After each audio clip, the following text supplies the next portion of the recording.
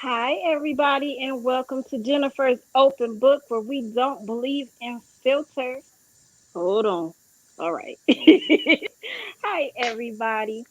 Um, we have a guest today. Before we get to our guest, if you have not subscribed to this channel, make sure you hit your subscribe button, like this video, leave comments, let me know what you think of this video, and go check out some of my other videos and let me know what you think. Again, before we get started, I want you guys to leave in the comments, tell my baby happy birthday. It's March 24th, and she loves to hear happy birthdays even when I'm reading them to her. So, friends and family, shout out to Alexa today. She's turning 6, my big girl. So, that being said, I'm going to introduce you all to my guest, Kijuan. Hey, how's it going? How are you today? I am doing great. I am doing good. So this young man I met through Clubhouse. That's the new thing, you guys, some new social media for you. He is a motivational speaker. He is currently working on a book, so he is an author, among other things. We were just talking, and we're going to talk about some of those things that he does. The first thing that I wanted to touch on is your visual impairment. Would you mind telling everyone what your visual impairment is and how it happened? Yes, my visual impairment came from a motorcycle accident.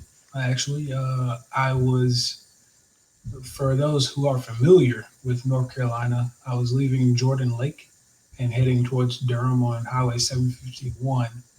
And I was on my motorcycle, and then there was a Honda Accord, I believe my mom said it was, that pulled out in front of me as I was riding down that highway, and I'm running about 55 miles an hour, which was the speed limit. So there was no way I was going to be able to avoid this car or be able to safely stop in such a short time and a short length away from distance away from him. So that's how it happened, and what ended up really causing it was all the damage to my face when I hit the car. My face crushed into it. I had a helmet on, because if I didn't I wouldn't be sitting here talking to you. And it just crushed my face in. It's part of the face shield for the helmet. When it crushed and cracked and split everywhere, scarred my eyes, and ripped part of my bottom eyelid completely off on the right eye. Um, and that actually caused my right eye to pop out. So there was a lot of scarring over there, and I have damaged blood vessels in the left eye. So I can see a little bit of light perception out of my right eye. Um, and that's about all I can see. I can see no shapes, no figures, no shadows. If you stood in front of me and waved your hand, no way, it doesn't matter how close you get it, I wouldn't see it. I might hear it or feel it, but I would not see it. Hmm. So, yeah. So how did you handle that? I know that was like 1 minute you can see you're riding your motorcycle, the next minute, thank God you're still here, but you wake up and you can't see anything. Yeah, that's an interesting way to put it, because you say one moment and it's actually 1 month. So, May 5th is when it happened in 2017. And then June the 6th, a month and a day later, I'm waking up in the hospital out of my medically induced coma. And here it is, I can't see. So I go from literally seeing everything, no limitations, to seeing nothing, darkness, waking up in darkness. And it was very, of course, alarming at the time, because I didn't expect it. Who expects to do something like that to happen to you? Who expects Right. the accident first off? Um, Hmm. and so you go from this I guess you could say, well kept young man, and to just who's never broken a bone, never even fractured a pinky for that matter, to somebody who's broken pretty much some a bone in every region of his body, from legs to back to head. So it's literally one of those things. Uh, it was very startling, and I can't I can't put it any better than that. That's like the best way to describe it. Is it was just one of those things. It's like a nightmare. You woke up into a nightmare. Hmm. Um, so how were you able to get past that, and how long did it take you? Oh gosh, it definitely took some time. So like I said, May 5th was the accident. I woke up June 6th, discharged from the hospital July 7th. I mean, I went into a dark state when I was at home, being kind of bedridden for the most part. And, because I had to learn how to walk again as well, due to all of the injuries that were sustained and the new metal parts that are in my body. Uh, yeah, so going through all those lonely days, people feeling like people don't want to be around you, feeling like you're a burden, or why did this happen to you, you know, um, and always having the time to think about it because you're not doing anything else. All these things are just coming to your mind, and you're trying to process it, and it wasn't even your fault, but somehow, some way, you feel at fault, and you're just wondering why. Why did this happen, or why would it happen to somebody like me who was trying to do some good things at the time? I was in the United States Air Force serving in the reserves. I was also going to school full time at DeVry University for computer information systems. And then I had just started my own business. I was the CEO and founder of my own business called Kiwi Enterprise. And I had just started that business January 3rd of that year of 2017. And here it comes, May 5th. That would be the last time I see it. You know, um, it was just one of those things of why, and you just kept Right. questioning. So that would tend to bring me down, and it would always just make me feel like I don't want to be here anymore. So you would go Hmm. into that depressed state. You would go into this dark state. You would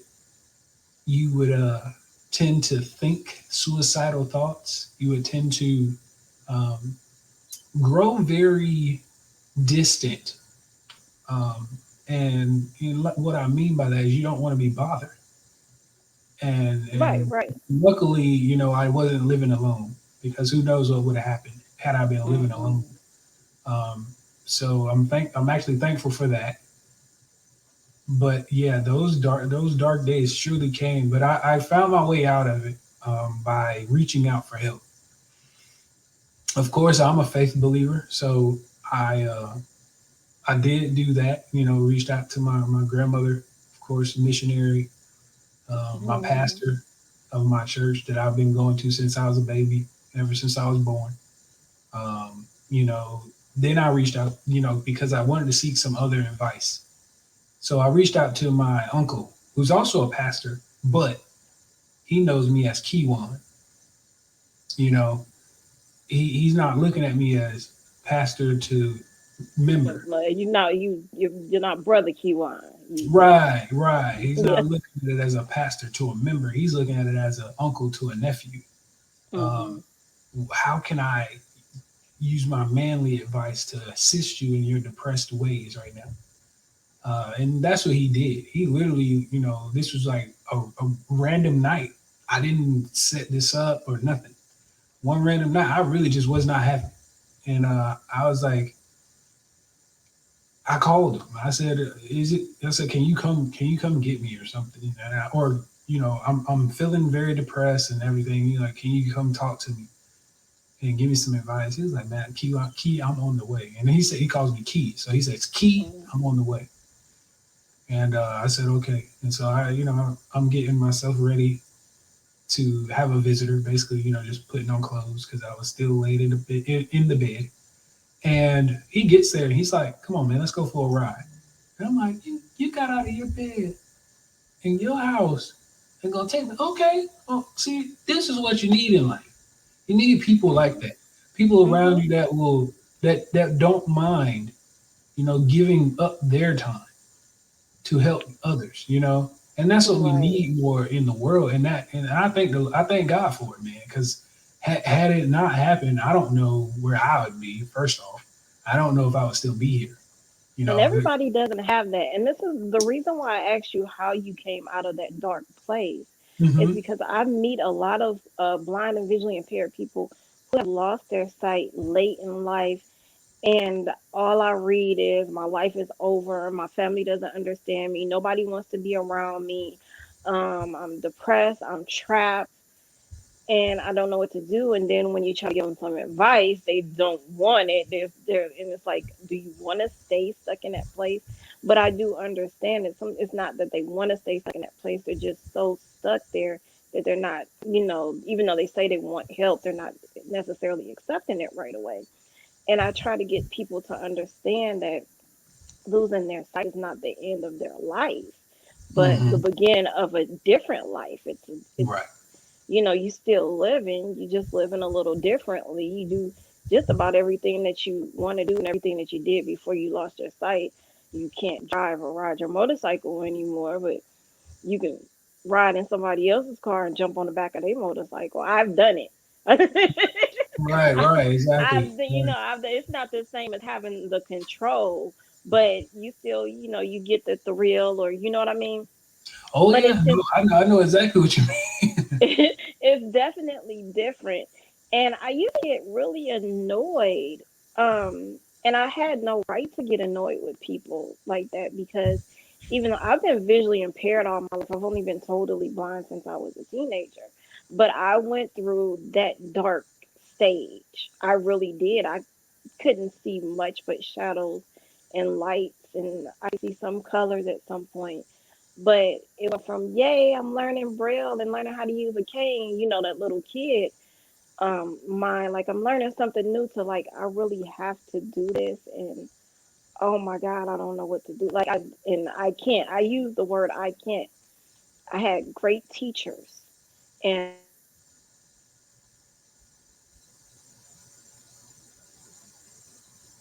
Oh, I think I I'm lost you. sorry. Yep, nope, I'm here. My mom called me. I don't know how that went through. And I Oh, have on okay. do not disturb. I'm sorry, you guys. But I had a great support system. But what the point that I'm making is that everybody does not have that support system. And that's where people like us, and when I say us, I mean me and you, come in for those people. They need that support system, and we can be that for them.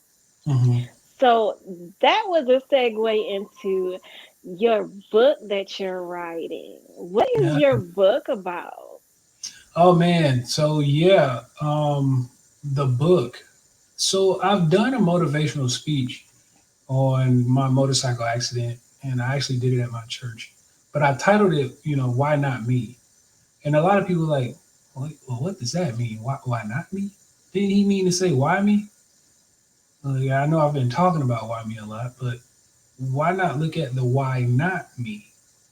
Why did this happen to me?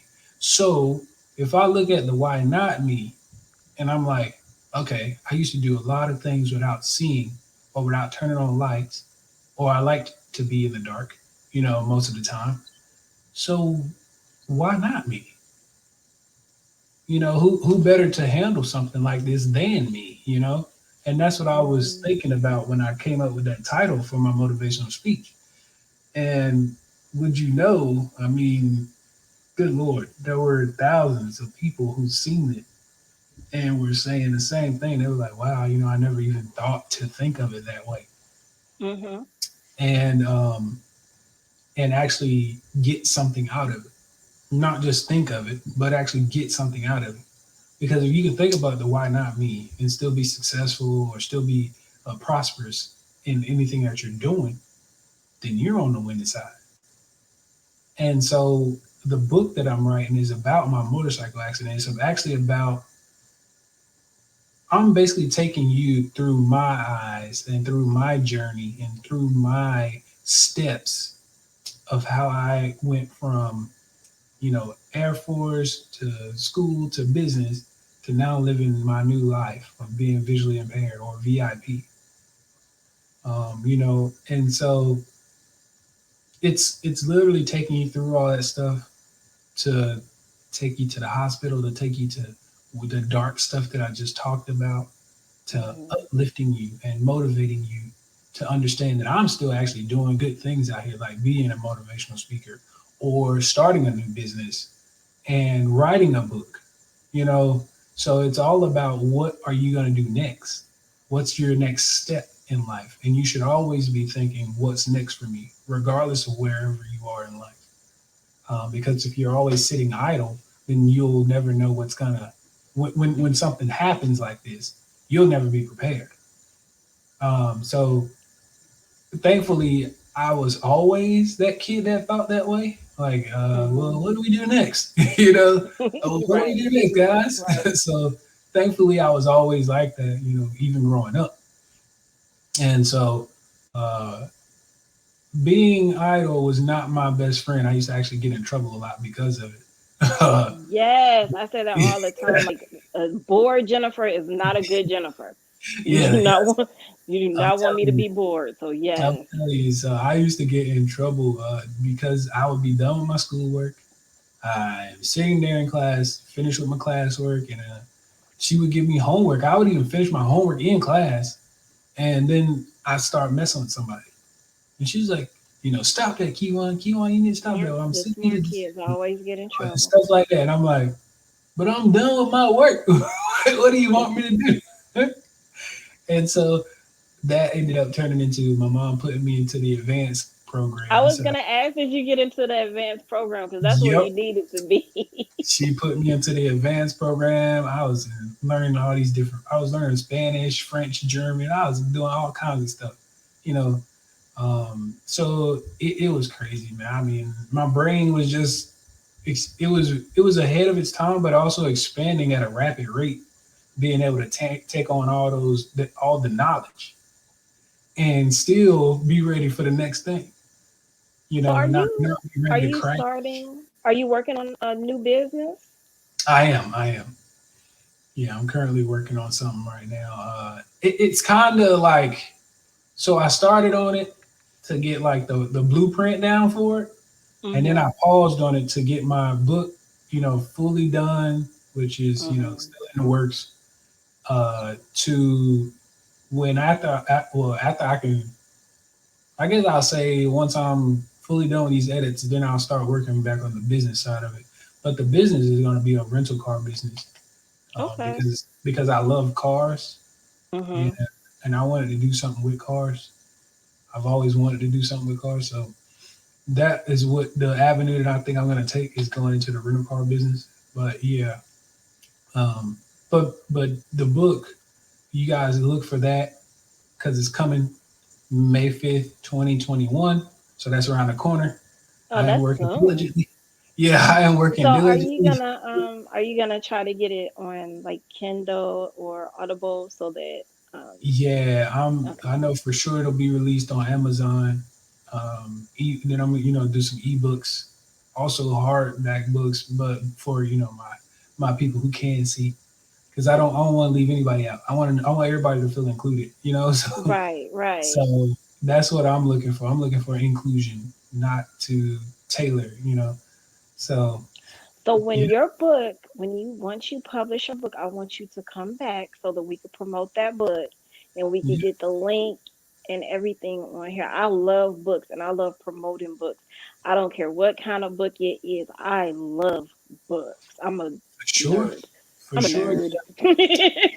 Yeah, we can definitely do that. And I plan on titling it "Don't Focus on Why Me," and then the subtitle is gonna be "From Motorcycle Accident to Miracle." So That's that's gonna be awesome. You mentioned the why not me. I wanted to go back to that. And yeah, it brought me to a thought that I had actually during Black History Month. And I started thinking about every like all of the people in Black history and what mhm, they had to go through and the challenges that they had to face and the difference that they made for us, the differences that they made in our lives and everything. And mhm, when I think about it, I think things like I couldn't have been Rosa Parks. You know what I mean? It had to be her. Hmm. Or it had to be Martin Luther King. Who else was it gonna be? Like who Right. else had that drive or had that vision? So whatever you're going through, it had to be you. Yeah. It had to be you, and it was you, so that you can go and tell other people about it. Yeah. And they can find their own journey because this is your journey. This is your journey that you had to walk. You had to Oh, go yeah. through this so that you could come out of it and tell everybody, hey, I made it through this. You can make it through that, you know? Yeah. So You know yeah, that's actually a beautiful way of thinking about it. I never even looked at it in that light, and now that you pointed that out to me, I might have to use that. I So, yeah, not a that's really, problem. yeah, I like that. Yeah, I really I had that thought, and when you mentioned your motivational speech, I was like, yes, that's exactly what I'm talking about. Nobody could have been you. Hmm. Nobody else could have come out of that the way that you did and gotten to where you are now, Yeah, had to trust be me, it's you. not easy. And No, no, look, and yeah, I know you know. anything worth doing is worth working for, worth Oh yeah. working hard for. And it's not going to be easy. If it's easy, you don't get the full appreciation when you get the reward in the end. Hmm. These are all lessons that it took me 41. Yes, I'm telling y'all how old I am. It took me 41 years to learn these lessons, okay? It's not something that just happened because I went through all of the same stages that just not every blind person went through, but a lot of blind people went through these stages. People go through them whether they're blind or not. I Hmm. went through these things, and it took those lessons. It took faith. I'm I am a strong believer in God, the Father, the Son, and the Holy Ghost. It's a lot of faith to Oh get yeah. through things that I've been through. So yeah, and a lot of it doesn't even necessarily have to do with you being blind or visually impaired. And I know that, I'm not gonna ask you to put your business on the street, but I know that you know this. Like, it doesn't necessarily have to have anything to do with you being blind or visually impaired. Just life in general is just Yeah. you Hmm. have to work through it. Yeah. Yeah.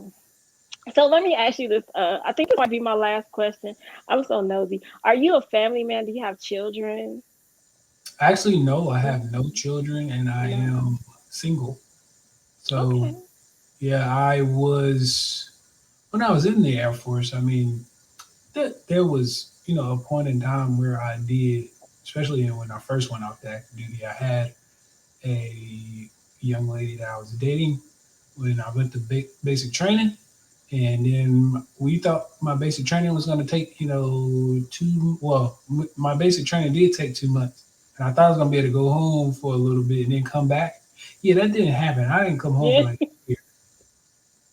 Wow. Yeah. They sent you right off to work, or did you go to work or school after? I know Navy. They I just went to school, school, school. school. Yeah. You go from basic training to school, and I was in school for the next 9 months, Yeah. nine My 10 months.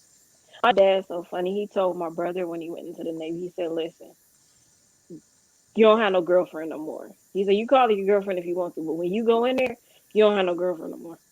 So you don't have no time for no girl."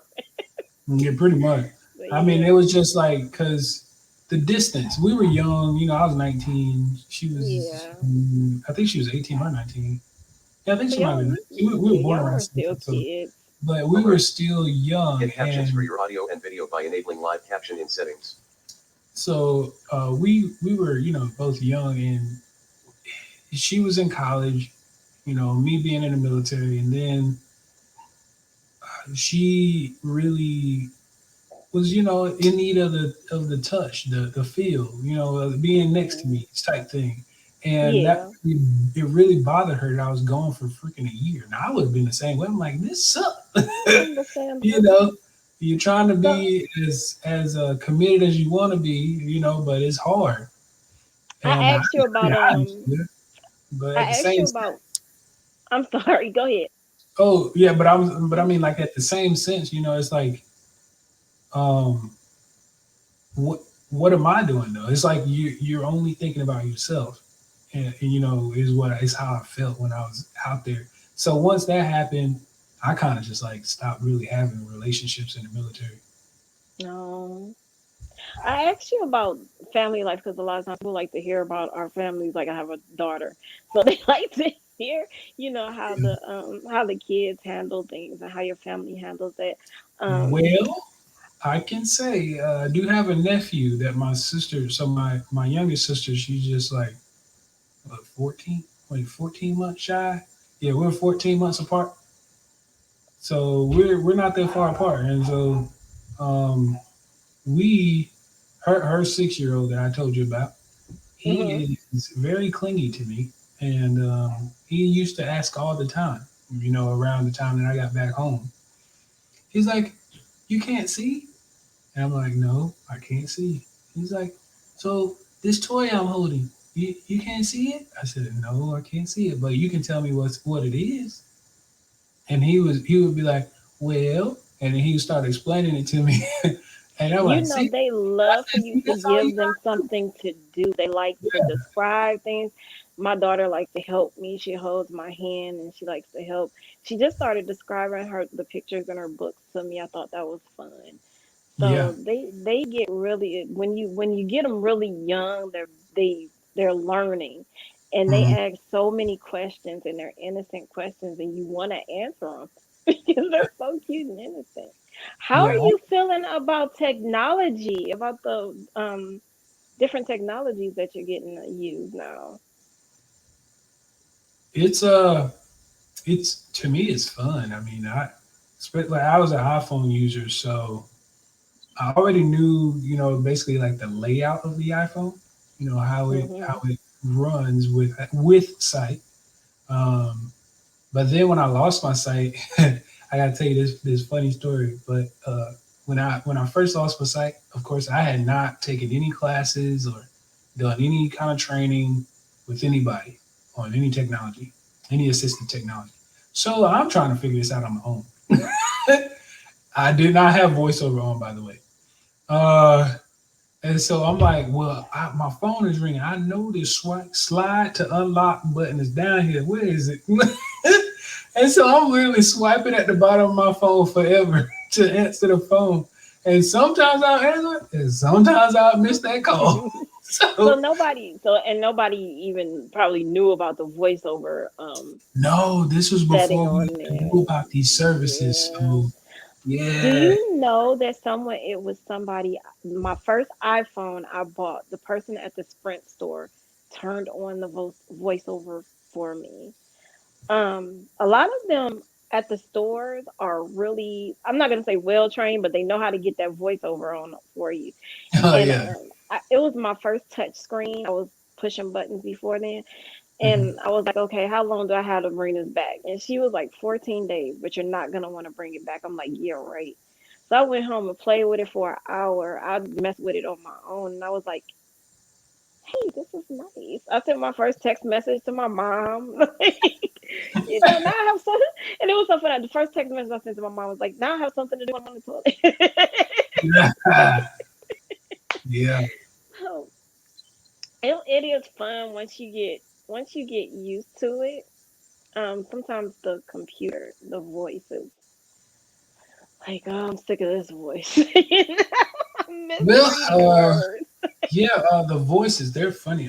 Matter of fact, 6:34 p.m. So I got that voice for, just a regular voiceover. But when Hmm. I'm actually doing something or tell her to do something, it's like a British voice. Right, your Siri's voice is Yeah, British. my Siri's Siri voice voice is is British. British. Let me see. I'm a British guy. Mm, hello Siri. Oh, okay, you don't want to talk back. Okay. Yeah, sometimes she don't want to talk back. Hello Siri. Go ahead. See, so she got the little different voice. Go ahead. Right. The phone voices are not that bad. It's the computer voice. Uh, Jaws. well, Jaws. yeah, I Jaws have a found lot to out be from my desired.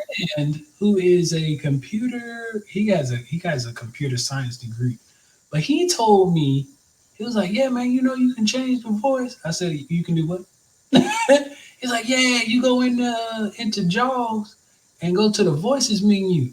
And then Mm-hmm. there's not different voices, but you can also download some voices. It's gonna make it a little Now bit slower. that's what I need to find. I need to find the Yeah, voice downloads because you have like yeah. three He said it's gonna make options it a in the little bit JAWS menu. slower, but yeah, I mean, if you want to change it, go Yeah. ahead. I said, hey, I'm okay with a little bit slower, brother.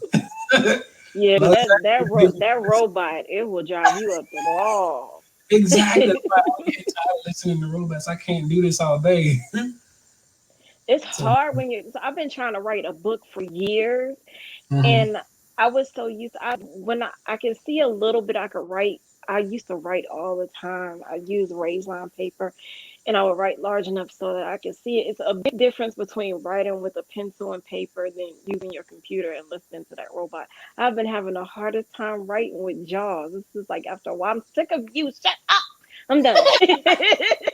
Yeah, yeah. Jaws is he got his own little mind. I tell you.